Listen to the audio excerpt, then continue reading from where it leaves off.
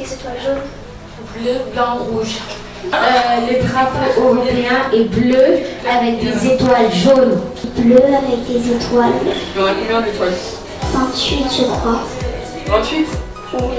Non, il y en a 12. Bleu, blanc, rouge. Dans les 12, il y a les pays fondateurs. Enfin, il y a les pays qui sont là depuis le début en fait. Parce qu'avant que ça devienne l'Union Européenne, ça s'appelait pas comme ça en fait. Ça s'appelait la CEE. C'est un ensemble de pays.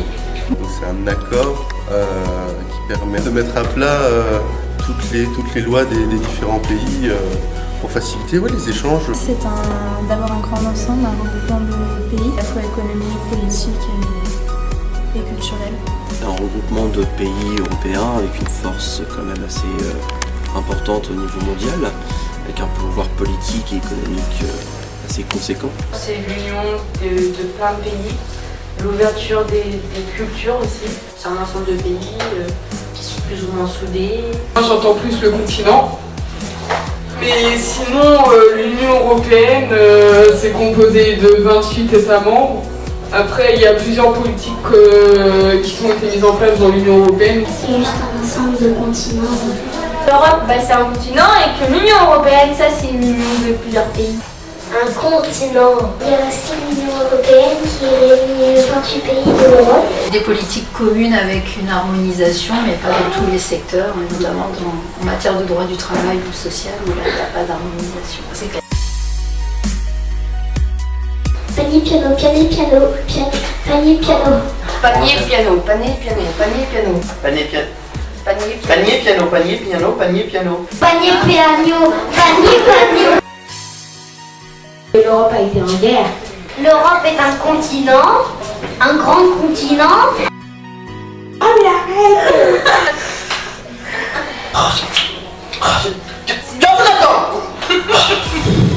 Das ist unmöglich, das hätte ich nie gedacht. Nein, warum hast du das gemacht? Oh mais ça va pas, Tu veux que je te prenne? Pour moi, je suis plus d'abord français et ensuite européen, mais enfin voilà, ça va pas être dans ma présentation. Oui, je me sens européenne. Le prix de classement, c'est parce que l'Europe. Parfois oui, parfois non, je me sens pas trop européen. C'est la crise. Ouais. Et le chômage. Ouais, les attentats et tout. La crise. Au clair de la lune, mon ami Pierrot. C'est quoi? Je sais même plus. Prête-moi ta plume pour écrire un mot. Il en faut peu pour être heureux, vraiment très peu pour être heureux. Il faut se satisfaire du nécessaire. Un peu d'eau fraîche et de nature que nous prodigue la nature. Une souris d'énerve qui courait dans l'air. Je l'attrape par la queue. Elle me montre ses yeux. Ces monsieur me disent, trempez-la dans l'huile, trempez-la dans l'eau, ça fera un escargot tout chaud. Baby, baby, Ah, ça ira, ça ira, ça ira. Les arrivera dans les bras. Häschen klein geht allein in die Weidenwelt hinein. Stock und Hut, steck den Hut. Ce serait la Grèce.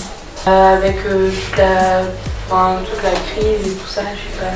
Ça fait peut-être un impact. Ouais aussi, mais bon, la Grèce, voilà aussi, ça préfère pourrait aussi avoir un problème après. L'Angleterre. Oui, l'Angleterre, ça sert à rien. Parce que déjà, ils ont pas la même monnaie que nous. Le peuple turc, oui, mais sans ses dirigeants. Pas l'Albanie parce que mine de rien, quand on va en Albanie, ce sera pas la zone euro, ce sera pas Schengen, et puis pour avoir internet mobile, ce sera pas, il va falloir payer des frais supplémentaires. Lituanie, l'Allemagne, la Grèce, l'Espagne, l'Allemagne, l'Espagne, la Belgique, la France, la Belgique, l'Espagne, la Grèce, l'Espagne, l'Italie, l'Istanbul. Comme tout continent, pourquoi? Parce que tout continent a un impact, l'Afrique a un impact, l'Amérique a un impact, l'Asie, l'Océanie, etc. Tout le monde a un impact sur les autres. L'euro, parce que l'euro, ça nous a foutu dans le caca là. Avant, on payait notre baguette 5 francs, maintenant on la paie 5 euros. Mais à l'époque, avec 10 francs, tu pouvais avoir un gros paquet de bonbons. Maintenant, avec 10 €, bah, t'as pas, c'est tout. La zone euro, c'est 19 États, l'Europe, c'est 28. Non, je pense pas que ce soit la monnaie le problème, c'est plus la politique économique. En France, il y en a 66 millions, je dirais 80-90 millions. C'est 500 millions. 90 millions à peu près. La façon de penser des gens, je dirais. On casse tout et on recommence. On reconstruit tout, mais avec les citoyens. Ouais, en gardant les bases aussi. Vers 2001. En 2001, je crois, et en 2002. Pour moi, non, parce que quand même l'Europe, c'est quand même un ensemble de pays qui sont pas non plus très évolués. Mais voilà. Et par exemple, pendant l'accord de la Grèce, si la Grèce sort de l'Union européenne, la Grèce ne pourra pas survivre. Déjà qu'elle a subi une crise économique il n'y a pas si longtemps. Oui, je pense qu'elle peut exister sans l'Europe, mais ça serait plutôt triste, je pense. Elle a existé avant 100. Mais ça, c'était le passé, c'est pas l'avenir. Au nom de la paix, c'est difficile de concevoir que l'on puisse sortir de l'Europe et qu'il n'y ait plus d'Europe. On a vu que sans cette structure, sans l'Union européenne, sans l'Europe, il y a eu quand même d'énormes tensions, montée des nationalismes. Et donc je pense que ce sera compliqué de sortir de l'Europe et que ce serait vraiment très négatif. J'en ai entendu parler, mais je pense que c'est... Ouais, c'est Marine Le Pen. C'est ceux qui sont contre la fédération de tous les pays et la suprématie de la fédération d'Europe par rapport à la souveraineté des pays individuels. Le terme me dit quelque chose, oui. C'est un peu comme moi, l'euroscepticisme, c'est un mot qui me fait penser au climato-scepticisme, c'est-à-dire le scepticisme de l'Europe, quoi. Pour, parce qu'il y a quand même une facilité des échanges et un renforcement des lois qui peut être intéressant.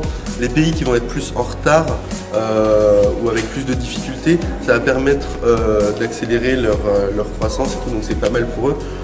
Après, pour les pays porteurs, il y a un risque de les ralentir, donc c'est plutôt un point négatif. C'est bien sans être bien. Trop de conflits politiques et économiques, ce qui fait que ça pèse sur nos possibilités et sur les possibilités d'évolution qu'on aurait pu avoir et qu'on aurait dû avoir. Je pense que l'Europe, c'est un peu l'avenir. On est pour. Enfin, moi, en tout cas, on est pour. Rome. Paris. Paris. Bruxelles. Madrid. Je trouve que Schengen, c'est formidable. Uniquement Schengen, je parle pas de l'Europe, je parle de Schengen. Mais je trouve que c'est pas encore assez simple. Ouais. C'est facile de se balader pour aller en vacances, mais quand tu veux Quand on travailler, va en vacances. quand tu veux travailler, c'est plus compliqué. Oui, c'est facile de se déplacer en Europe parce que, par rapport à l'espace Schengen, mais pour les jeunes qui n'ont pas beaucoup d'opportunités de le faire, là c'est un peu plus difficile, les opportunités financières ou autres. C'est pour ça que Cap Mobilité Monde et la LJC existent, c'est pour aider ces jeunes à pouvoir avoir une expérience. Je préfère encore Schengen et l'Union Européenne. Je préfère Schengen en tout cas parce que je trouve que Schengen c'est une invention extraordinaire. Et j'aimerais bien que Schengen s'élargisse à toute l'Union Européenne, un peu comme la zone euro. Oui, moi je dirais oui à la libre circulation de tout le monde, partout. Que tous les pays soient unis au niveau politique. La culture et ça nous aide à ouvrir notre esprit, on va dire. L'espace Schengen, c'est un point positif, même si malheureusement il n'est pas assez développé. Ça permet quand même de participer à une boîte à questions. Oui, voilà, c'est vrai. Bah, pouvoir voyager avec une simple carte d'identité, la même monnaie unique. L'espace Schengen, qui n'est pas assez développé, c'est aussi un point négatif. Inclure plus de pays encore dans l'Europe pour travailler là-dessus pour justement agrandir cette puissance. Est-ce que vous avez déjà entendu une salade chanter? Je veux que ça fait très fort, non? Parce que moi j'ai déjà entendu une carotte râpée. Il y a Jean et Paul, Paul meurt, il est enterré, Jean va sur sa tombe, et le lendemain, Jean rentre chez lui, le lendemain Paul revient. Qu'est-ce qu'a mis Jean sur la tombe de Paul? Elle a du détergent. C'est l'histoire d'une petite fille qui va prendre sa douche et à un moment, elle regarde en bas, je vais pas vous dire où, vous avez deviné où, et elle crie maman, maman, viens voir. Donc la maman elle vient voir et tout, elle m'a dit qu'est-ce qui se passe ma fille? Elle me dit regarde, j'ai des pois qui poussent à l'endroit où vous devinez toi t'as dit.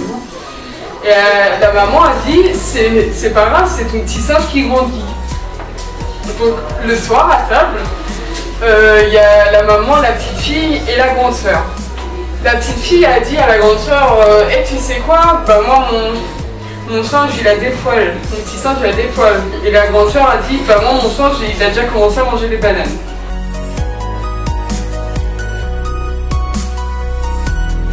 Non, ça en fait pas assez pour les jeunes. Personnellement, moi j'attends rien puisque je sais que pour attendre des jours. Demander déjà ce que les gens en général, les Européens en général, attendent de l'Union Européenne et après on parlera des jeunes en particulier. Après il y a quand même des dispositifs intéressants, Erasmus et tout ça qui permettent de voyage. Il y a des trucs bien. Et on regarde les services civiques pour partir avec nous. Oui voilà, SVE c'est pas mal. Oui, elle en fait assez, mais elle communique pas assez dessus.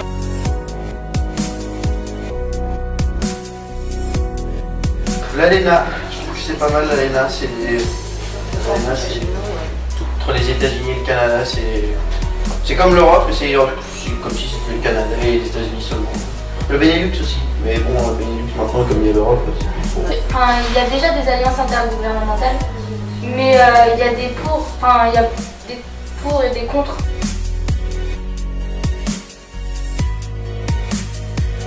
Non, je pense pas qu'il y en ait une identité européenne. Moi je pense que si. Ah bon? Bah l'identité occidentale.